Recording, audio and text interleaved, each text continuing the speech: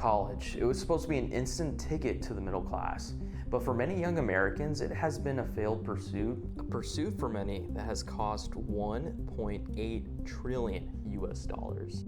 Now let me be clear. College can be a fantastic decision for many people. For me, it made sense. I got my bachelor's degree and I got my MBA, and now I feel like it was a good decision. On the other hand, it's not for everyone. Many post-college jobs turn into dead-end careers with no hope in sight. But something interesting is happening, especially with Gen Z. You see, Gen Z has been noticing that college debt and pointless learning in many situations is not worth it at all. Although their high schools told them that college was the only option, they're now opening their eyes to trade jobs. But how did we get here? Well, sit back and relax as we uncover why Gen Z is skipping college. In 2019, there were approximately 19.6 million college students enrolled in universities across the country, with the overall student loan debt hitting record highs of 1.5 trillion US dollars. And out of those 19.6 million, only 35% of those would actually use their degrees for jobs in business, healthcare, engineering, technology, or other specialized professions. But what about the other 65% of those Americans? Well, today they aren't using those degrees. A shocking study from the Burning Glass Institute and the Strata Institute for the Future of Work noted that half of Americans with college degrees are in professions that don't even require a college degree. This is what their CEO of the study had to say. What we found is that even in a red-hot economy, half of graduates are winding up in jobs they didn't need to go to college to get. Getting a college degree is viewed as the ticket to the American dream, and it turns out that it's a bust for half of students.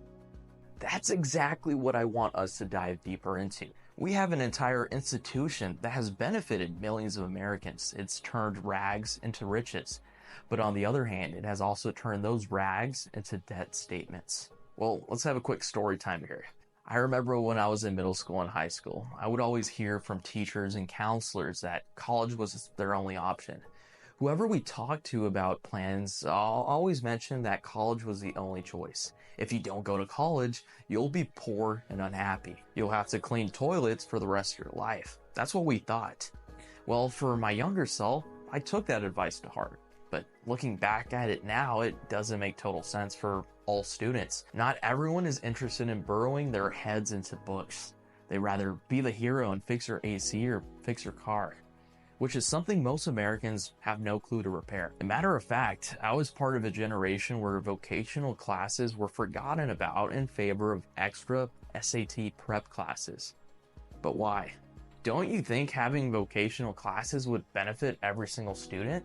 They would have a life skill, something tangible that they can carry with them past high school. Well, schools then chose college prep classes, in which, mind you, benefit some students, but for many, the extra tests just left them daydreaming in class. So how did we get here? How did we mold several generations of students to look down on blue-collar professions in favor of white-collar work? Throughout the 20th century, the image portrayed in media and culture was that going to college would land you that cushy white-collar job. You'd buy that house and that car, get married, and retire in Florida. And for the most part, that was pretty true back then.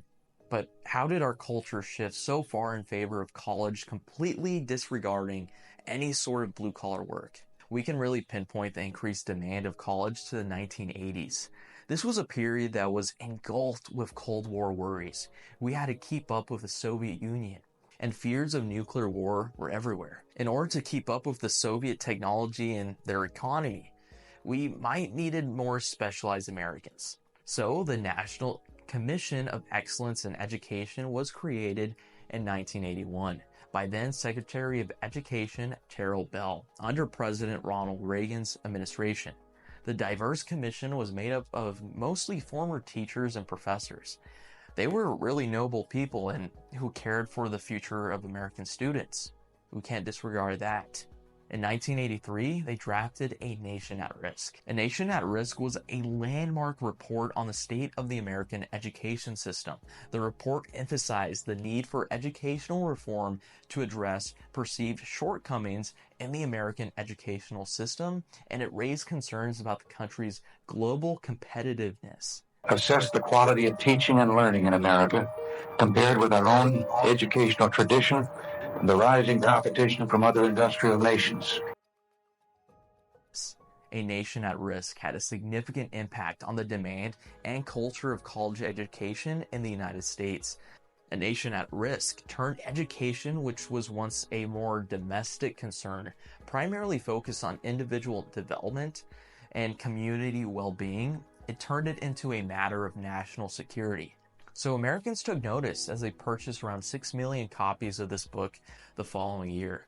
Americans now knew the only way to defeat the Soviet Union was through education, not just nuclear warhead stockpiles. Americans would then safeguard post-secondary education for the following decades.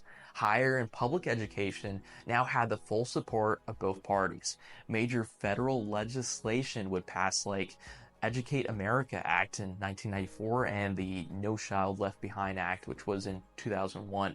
Going to college made sense for most all Americans during these times. From the decades of the 1980s to the 2000s, college bachelor degrees would only cost around $1,000 to $6,000 US at a public four-year university.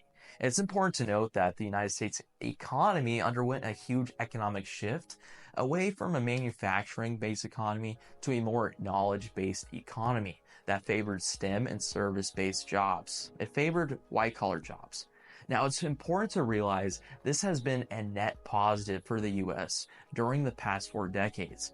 GDP has exploded, cementing the U.S. as the #1 global economy.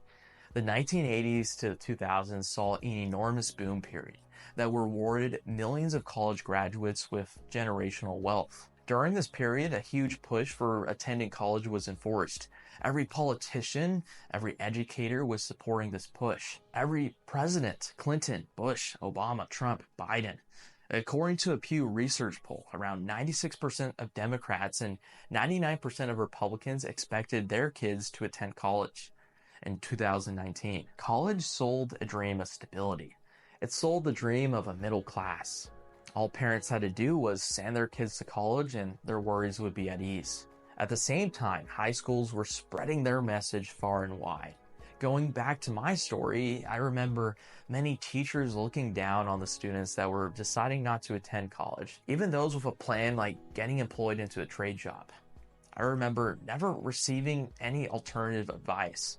There never seemed to be any sort of alternative solution to not going to college, even for those students who never had the best grades or simply didn't have interest in going. If we take a snapshot on how things are today, we have now been left in a dire situation where the many students of the past listen to that college advice, and many of those are now in mountains of debt and they don't really have too much to show for it. Data from the Federal Reserve stated that nearly around 37% of American graduates regretted their chosen college major. All this information is becoming public knowledge, and Gen Z is noticing that they have way more options than they thought they did. In a survey of high school and college age people by a software company, Jobber, last year, it said around 75% of students would be interested in vocational schools, offering paid and on-the-job training. The majority of these respondents that Jobber surveyed say that blue-collar jobs offered better job security than white-collar ones, given the growth of AI. Well, who can blame them? Tech CEOs have come forward and stated that AI will drastically reduce labor costs. It's just a nice way to say that they plan on laying off a bunch of people when this AI technology is ready for that next step. Nearly 80% of respondents in Jobber's survey said that their parents wanted them to go to college. Let's travel to Wisconsin for a bit. Steve Snyder, a high school counselor, shared that students used to refer to the vocational education wing of their school as Greaser Hall because it had a reputation for being a place where troublemakers and underperformers ended up in. The wing's outdated wood and metalworking equipment didn't make it any more appealing. Snyder notes that in recent years, local businesses have actually contributed funds and provided new equipment to the school, like robotic arms. While the prevailing view is that four-year college degrees are the best path, Snyder says it's becoming easier to convince people that other educational and career options also lead to success. Educators like Steve, in my opinion, are essential for the future of Gen Z and the future of our global economy. It is vital that students are receiving secondary options and alternatives to four-year universities. It seems as if educators have their hands tied in this case. Teachers today must enforce college readiness in almost all school districts, even for students who are lacking interest or motivation in learning. Now, I honestly think one of the good things about teaching college readiness is at least it gets students to learn and be productive. That's a net gain. We don't want students not preparing for anything. We don't just want students lying around doing nothing. So teaching students to become ready for college helps, or at least it attempts to fill this void. But the point is that high school seniors should be receiving other options here. And another personal anecdote here. I remember doing some client work back in college, and we visited a logistics company. It was sort of a trucking company. And we noted that one of their biggest issues was recruiting young talent. They mentioned to us that 2 decades ago, even 10 years ago, it was never a problem. You could always have people coming in and giving you their resumes, and they could find people to fill those assembly lines. But most recently, they haven't been able to find young workers to fill those that factory floor, and that's a huge issue. And this isn't a bad job. This is a job where students can earn around $50,000 on their first year. So there's definitely a lot to be gained for young people pursuing these type of blue-collar jobs. A solution to the United States blue-collar problem might lie in Germany. You see, Germany has a very different type of educational system compared to the US.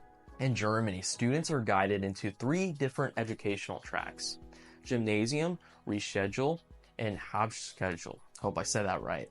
Among others, depending on their academic performance and interests. This happens around 5th grade. But thanks to recent reforms, there's now way more flexibility and integration across these paths. What it really means is that students are now on track and are set up on different career futures, whether that's university studies, vocational training, or other career directions. In the US, the high school experience is way more generalized, more of a one-size-fits-all thing. Sure, students can dive deeper into areas of interest through electives, advanced placement courses. The German model thrives on vocational training. It blends everything together very nicely with its educational system. If the US followed this approach, it could help close those skill gaps and produce more qualified blue-collar workers. Germany's strong industry partnerships create a close connection between schools and employers. These collaborations ensure students learn exactly what industries need, and it paves a smooth path from education to employment.